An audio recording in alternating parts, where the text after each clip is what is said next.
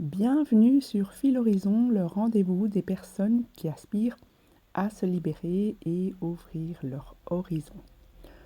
Aujourd'hui, je vais tenter d'aborder le parcours de flammes jumelles sous un angle différent de ce que nous avons l'habitude d'entendre sur les chaînes de flammes jumelles. Commençons donc par le début. Lorsqu'on rencontre quelqu'un et qu'on tombe sous le charme de cette personne, eh bien, le premier organe impliqué, c'est le cerveau. Celui-ci va connaître toute une série d'activités électriques et chimiques qui vont envoyer des messages au reste du corps. Par exemple, on n'arrive plus à dormir ou à fonctionner en journée parce qu'on pense à l'autre personne.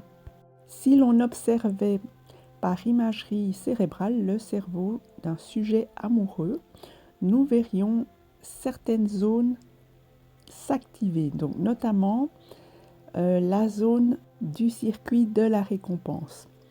Alors ce circuit n'est pas activé uniquement dans le cadre de l'amour, mais également il intervient dans tout plaisir, comme par exemple manger, boire de l'alcool, consommer des drogues, etc. D'ailleurs, toutes ces activités quotidiennes peuvent également faire dysfonctionner ce circuit de la récompense, notamment dans le cas où vous n'avez pas en face de vous la réponse que vous attendez, eh bien, cela peut faire disjoncter, par exemple, votre circuit de la récompense et provoquer donc des comportements addictifs envers la personne de votre cœur. Dans le cas d'une relation très très intense, la récompense ne se présentant pas, eh bien, ceci peut engendrer des comportements addictifs, même destructeurs. Une autre chose que nous pouvons noter, c'est que l'amour, en tout cas dans les premiers moments, peut même désactiver certaines zones de notre cerveau, notamment le cortex préfrontal, qui est le cerveau donc le plus récent, qui nous permet de prendre des décisions rationnelles, mais aussi cela peut troubler l'amygdale cérébrale, qui est donc un cerveau plus ancien, impliqué dans le ressenti de la peur, mais aussi d'autres émotions négatives et amener aussi le jugement. Donc ce serait comme si le cerveau était ivre et aveugle, de là l'expression l'amour rend aveugle. Et donc, nous ne voyons pas au départ les défauts de l'être aimé, mais bien sûr, ceux-ci apparaîtront plus tard. Dans un premier temps, alors nous noterons tout ce cocktail chimique dans notre cerveau qui va nous transformer lors d'une rencontre amoureuse. L'amour met donc en jeu tout un cocktail d'hormones qui va altérer nos émotions, notamment la dopamine, qui est l'hormone qui va nous booster et nous motiver à aller atteindre l'objet de notre désir. C'est aussi la dopamine qui va augmenter notre plaisir ressenti dans toute cette conquête amoureuse. Il y a aussi la sérotonine qui, elle, va nous apporter un peu plus de sérénité et elle va être défaillante dans les premiers moments de la rencontre amoureuse. On est souvent en survoltage, sur le qui-vive, en train de se poser un tas de questions. Qui est cet autre mystérieux que nous venons de rencontrer? Que représente-t-il pour nous, etc. C'est la question vivante à travers la flamme jumelle. Mais toutes les relations amoureuses s'accompagnent toujours au début d'une certaine fragilité émotionnelle en raison de ce déficit de sérotonine. On notera aussi la présence des endorphines, donc la morphine produite par votre propre corps qui a cet effet bien connu euphorisant de l'amour, étant donné l'action antidouleur de la morphine. Et finalement, on ne peut oublier l'ocytocine qui est l'hormone de l'attachement. C'est celle-ci qui permettra la pérennité de toute relation.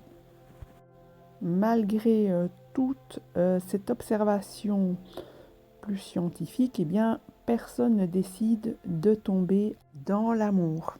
C'est quelque chose qui nous arrive malgré nous. Et la bonne nouvelle, c'est que grâce à notre cortex préfrontal, nous allons pouvoir l'intellectualiser. Mais ce sera dans un second temps, après tous les effets du cocktail hormonal, et donc pouvoir induire la façon dont nous voulons vivre l'amour. C'est-à-dire que nous avons tous un ressenti différent de ce qu'est l'amour et donc nous le vivrons tous de façon différente et donc l'amour pour moi reste un mystère qui est entier. À présent que nous ayons compris la drogue que représente l'amour agissant sur nous et notre cerveau, eh bien, je vous propose maintenant d'avancer dans l'observation de la relation elle-même à travers le parcours de flamme jumelle. Étant donné la grande majorité de personnes donc en séparation dans ce parcours, je vais alors choisir d'aborder ce thème à travers la séparation, puisque c'était le sujet qui avait été entamé dernièrement. Alors je précise que la notion de séparation peut être aussi géographique, ce qui signifie que certains duos peuvent tout à fait être déjà en réunion, c'est-à-dire avoir reconnu leur lien et l'amour qui les unit, être donc conscient qu'ils avancent ensemble vers la réunion, si ce n'est qu'ils ne vivent pas ensemble. Je verrai selon le développement de mon sujet, mais il parlera moins à ces couples-là. Je parlerai davantage de ce qui se produit dans la rupture et notamment donc qu'est-ce qui induit la séparation. En amour, eh bien, j'ai observé une constante qui sera peut-être difficile à admettre, mais tout est sous nos yeux. Donc depuis le début, nous connaissons presque toute l'histoire. Par exemple, en travaillant ce podcast, je me suis rappelé que donc dans les tout premiers instants, lorsque mon compagnon m'a contacté donc sur ce site de rencontre grâce auquel nous nous sommes reconnectés, eh bien, il avait été visiter mon profil de manière beaucoup plus régulière que toutes les autres personnes, je dirais, de manière générale, mais même plus que ce que n'importe quel humain aurait fait, je pense. Donc cela dénotait déjà dans notre histoire. Donc ça pouvait être déjà annonciateur de l'élan que prendrait notre histoire. Dans la plupart des rencontres, on aura tendance à se montrer sous son meilleur jour, hein. C'est très très rare que quelqu'un annonce d'emblée tous ses défauts. Eh bien, curieusement, c'est ce qu'a fait mon compagnon. Bon, il ne me l'a pas annoncé comme ça de but en blanc, mais il répondait à toutes mes questions de façon hyper transparente. Bien sûr, cela a fait fuir la plupart de ses contacts féminins, sauf moi. Il y a en fait de manière plus généralisée dans l'ensemble des relations en début de parcours un jeu de dupes qui est de se cacher certaines choses à l'un et à l'autre. Donc c'est quelque chose de tout à fait naturel, ça arrive très couramment. Donc je ne dis pas que c'est bien ou c'est mal, j'expose juste un constat. Par exemple, de mon côté, eh bien, j'étais moins transparente que mon compagnon. J'ai minimisé certaines choses, j'ai fait du tri pour raconter ce qui m'arrangeait, etc. Par exemple, je pourrais citer un cas qui est en réalité assez courant, des personnes qui omettraient de dire qu'elles fument, quoi que ce soit, ou qu'elles ont besoin de leur petit verre d'alcool quotidien. Et toujours, il n'y a aucun jugement émis ici, je prends cela à titre d'exemple, tout comme la personne qui cacherait ou pas qu'elle est déjà dans une relation, ou plutôt une fin de relation. Pris souvent sous le charme de la magie de la rencontre, on va accepter l'histoire que l'autre se raconte à lui-même et qu'il nous partage. Donc, au fond, tout est bien sous nos yeux depuis le départ. Et donc, si l'on peut parler d'enfumage, eh bien, il pourrait même s'agir d'inter-enfumage de la part des deux protagonistes. Étant donné la masse importante d'informations nouvelles qui nous arrivent lors d'une rencontre et aussi tout ce cocktail chimique qui nous brouille l'esprit, eh bien, il est possible que nous ayons éliminé toutes les informations qui ne nous arrangeaient pas et que nous nous soyons focalisés sur celles qui nous arrangeaient.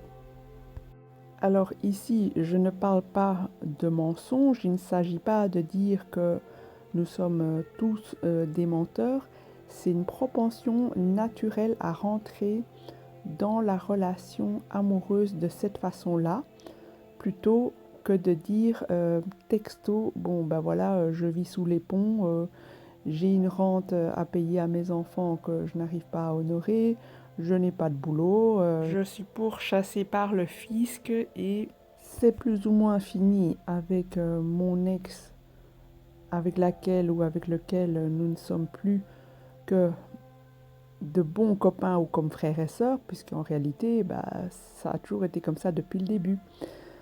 Voilà, je crois que vous m'avez comprise. Par les questions que l'on pose à l'autre ou l'écoute qu'on peut lui accorder, eh bien, toutes ces petites choses-là, eh bien, on aurait pu les pressentir, si ce n'est que nous choisissons, au fond, de ne pas y accorder d'importance. Donc, au début de la relation, certains vont montrer la meilleure version d'eux-mêmes, d'elles-mêmes, et puis ensuite, ce que nous connaissons bien désormais dans le concept de flamme jumelle, c'est que une fois la séparation survenue, nous allons tendre encore plus vers une meilleure version de nous-mêmes en espérant faire revenir l'autre. Pour ma part, en tant que coach, ce que je vous invite à observer en premier, c'est donc durant cette phase de séparation, si ce que vous vivez correspond tout simplement à ce à quoi vous aspiriez. Donc avant d'aller faire un travail acharné sur vous-même, vérifiez donc si vous êtes déjà dans la bonne histoire. Est-ce que la personne qui a en face de vous est véritablement celle qui rejoint vos besoins les plus élémentaires? Donc, ce qu'il y a à observer en tout premier et qui est le plus important pour moi, ce sont vos besoins. Attention au fait que ce parcours de flamme jumelle ne devienne un prétexte pour ne plus écouter vos besoins essentiels. Ensuite, pour éviter de se tromper d'endroit à regarder dans le lien, c'est-à-dire qu'il ne s'agira pas d'aller observer l'autre comme étant notre problème ou s'observer uniquement soi comme devant tout faire pour régler le problème, mais c'est dans la relation qu'il va falloir aller voir aussi en conscience. Donc, quelque part, nous savons très bien dès le départ d'une relation ce que nous tentons de cacher à l'autre et ce que l'autre tente de nous cacher. Nous le percevons même inconsciemment. En plus, pour ce qui est des femmes, eh bien, je crois que nous avons aussi tendance à flasher sur quelqu'un et aussi pouvoir nous convaincre que cette personne nous sied à merveille alors que ce n'est pas tout à fait le cas. Moi, je le sais, par exemple, bon, désolé, peut-être que c'est pas la super comparaison, mais vous connaissez mon pragmatisme. Je suis capable d'acheter un jeans en taille 36 alors que je sais très bien que je fais une taille 38. Tout cela parce que c'est le dernier exemplaire, que je le crois unique et que je m'imagine que je ne le croiserai plus sur mon chemin.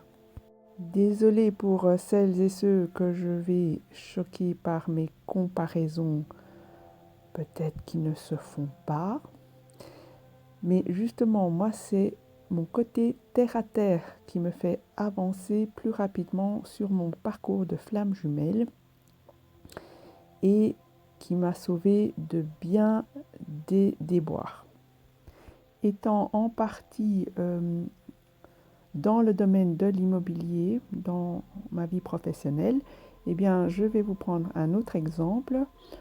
Supposons que vous aviez décidé avec votre compagnon ou compagne d'acheter la maison de vos rêves et qu'il fallait absolument qu'elle comporte une pièce pour vous et qu'à l'arrivée, eh bien, avec votre budget, vous avez plutôt acheté un appartement et qui ne comporte plus assez de pièces pour tenir compte de votre demande initiale, alors que l'autre a bien son bureau, son atelier. La question est, comment allez-vous faire respecter votre souhait de départ? Vous observez bien le décalage entre la réalité de ce que vous vivez et de ce qu'il y avait dans votre cœur, mais pris dans ce parcours de flamme jumelle, eh bien, vous persévérez avec le temps. Et donc là où j'ai envie de vous questionner aujourd'hui, c'est quel est le point d'appui que vous recherchez dans ce lien de flamme jumelle. Donc, je ne parle pas du parcours spirituel, puisque vous savez que je sépare les deux. Donc, mon parcours spirituel me permet de rejoindre ma vérité, mon âme, et ma relation avec mon jumeau, par ailleurs, est le reflet de ce qui se passe à l'intérieur de moi, le reflet de l'union que je vis à l'intérieur de moi.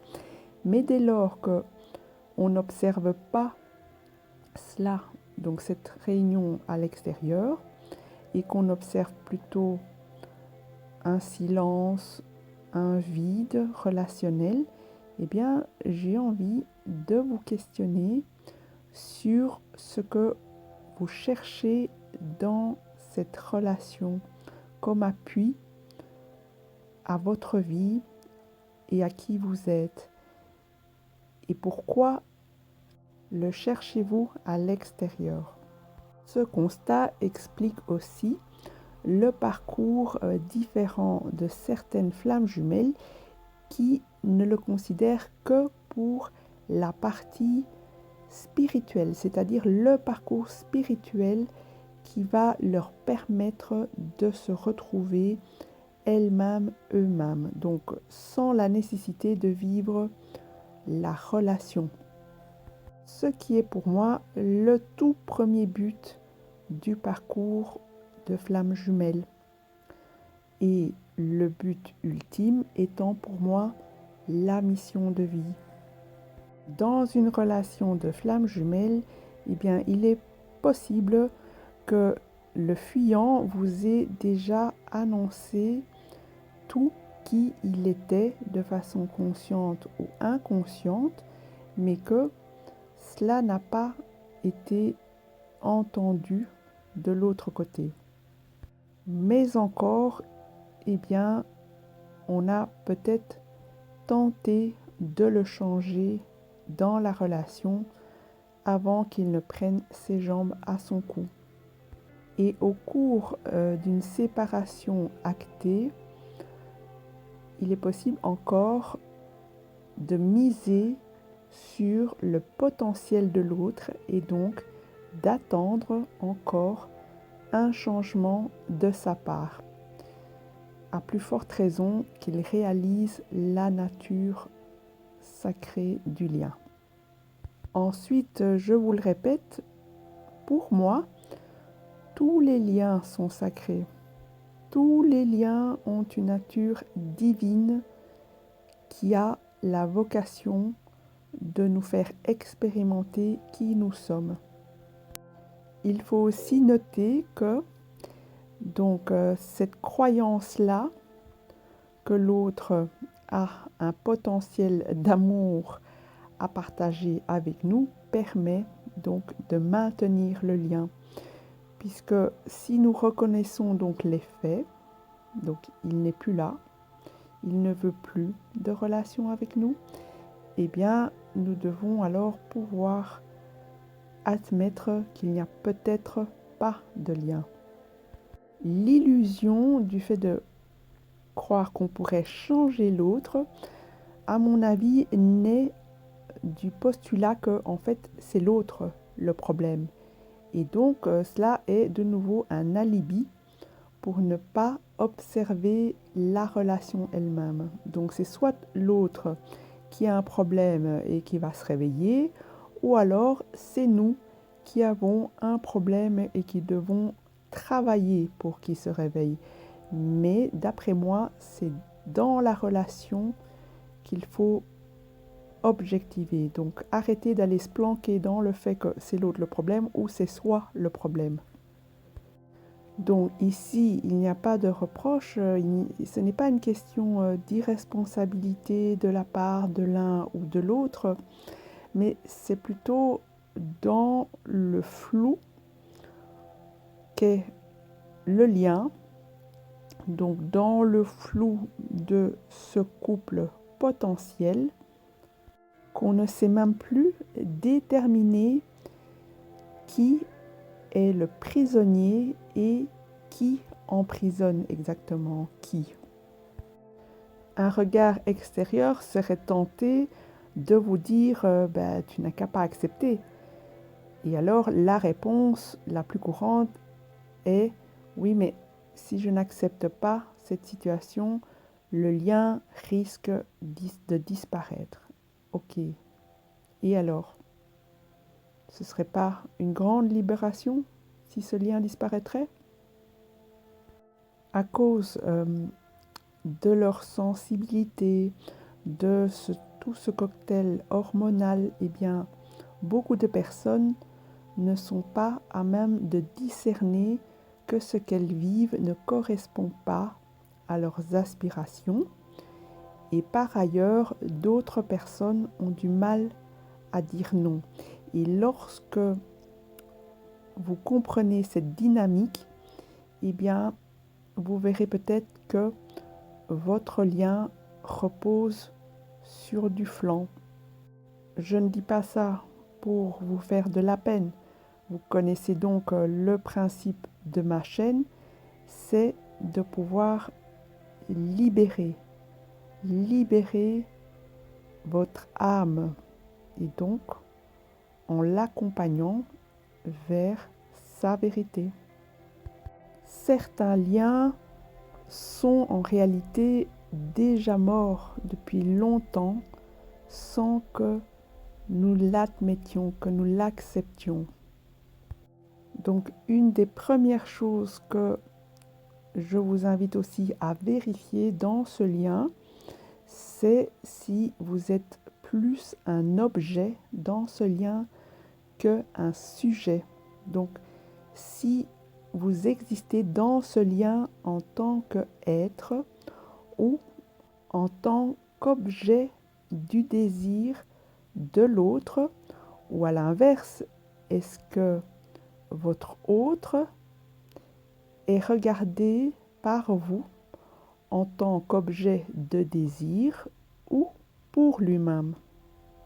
Donc plutôt que de se dire que tout ceci se passe par un choix divin, donc une force qui serait extérieure à vous, je vous invite tout simplement à reprendre votre pouvoir, donc votre souveraineté. S'il y a quelque chose à laquelle vous aspirez dans cette relation, eh bien manifestez-le, partagez-le dans la relation à votre autre.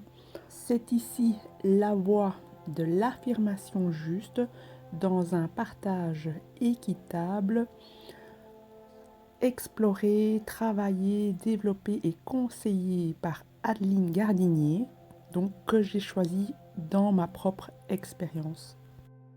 Le questionnement que je vous propose ici n'est pas de savoir qui est responsable de la séparation, mais comment cela est-il arrivé? Donc, ma proposition d'accompagnement, c'est d'essayer de comprendre dans quoi vous êtes, dans quelle situation vous êtes et approcher du mieux de la réunion avec votre autre, mais pas de s'acharner, c'est-à-dire ne pas persévérer dans cette croyance que votre volonté seule va réanimer votre relation. Une relation, ce sont deux volontés, pas qu'une seule volonté. Même la personne soi-disant inconsciente et donc qui n'approcherait pas la relation de façon consciente comme vous, elle a aussi une volonté. Mais encore, l'amour est de l'ordre de la magie qui s'opère toute seule et qui fait aussi perdurer la relation sans qu'on y fasse quoi que ce soit. La preuve en est que la relation tient tout seul dans le temps sans raison rationnelle. Alors ici, l'exercice que je vous propose, c'est donc de prendre de la hauteur et quitter tout concept de flamme jumelle ou de notion de flamme jumelle pour pouvoir observer simplement ce qui se passe dans votre relation à votre autre. Ceci est tout à fait applicable à toutes sortes de relations. Donc, quittez le champ de la flamme jumelle pour simplement vous questionner comment êtes-vous arrivé à la situation à laquelle vous êtes actuellement. Donc ici, il ne s'agira plus de savoir qui est le yin, qui est le yang, ni de se dire oui mais c'est à cause de l'autre parce qu'il est inconscient du lien, ou c'est de ma faute parce que je ne suis pas encore en complétude. Donc je vous demande tout simplement d'objectiver à partir des faits concrets et donc d'observer où est-ce que vous en êtes actuellement dans cette relation. Essayez donc en toute honnêteté de ne pas vous laisser embarquer par vos propres contradictions. Les fameux oui mais, et donc ici, il s'agira d'oublier le oui mais, c'est ma flamme jumelle et j'ai entendu dire qu'il fallait que je l'aime inconditionnellement, ou encore je l'ai en tête H24. Donc ce sujet-là, nous allons l'aborder juste par la suite. Je vous remercie de votre patience et de votre bienveillance. J'espère que ce podcast vous a éclairé, vous a quelque part permis de faire preuve de discernement qui est le début de la libération et la fin de votre emprisonnement, votre sensation d'emprisonnement, de votre esprit, de votre cœur et de votre âme. Je parle essentiellement de l'emprisonnement de votre enfant intérieur qui demande à être entendu et qui demande à vivre, qui demande à respirer et à jouer. S'il y a un véritable amour entre vous et la personne que vous désignez en tant que votre flamme jumelle, eh bien, cela se manifestera.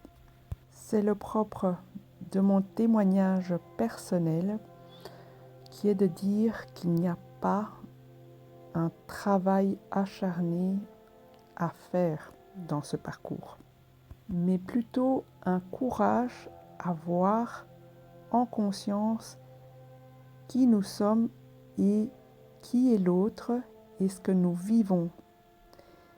Et aussi prendre courage pour affirmer notre vérité, notre justesse et tout l'amour que nous portons. Cet amour pour nous-mêmes et pour l'autre peut également impliquer de ne plus le contacter si tel était son souhait. C'est la base de toute relation, donc le respect. Même si en 5D, votre autre vous supplierait de le contacter ou de le sauver de sa vie, de sa relation avec son ou sa partenaire actuelle. Le respect de la demande de la personne que nous aimons dépasse ce que nous croyons recevoir comme message en 5D. Si nous avons du mal à respecter ce genre de base relationnelle, comment croire que l'autre va revenir se réunir à nous, sachant que nous ne pouvons déjà pas respecter ces demandes les plus simples. Dans le cas où vous aspirez à un contact avec votre autre, ce que je peux bien comprendre, eh bien, il faudra néanmoins passer par une demande explicite de votre part et une acceptation de sa part au préalable. Je me tiens disponible sur filhorizon@gmail.com pour toute consultation. Merci aussi de me témoigner de votre appréciation en likant, en partageant ou en vous abonnant. Prenons de la hauteur et ouvrons l'horizon. Au revoir et à bientôt.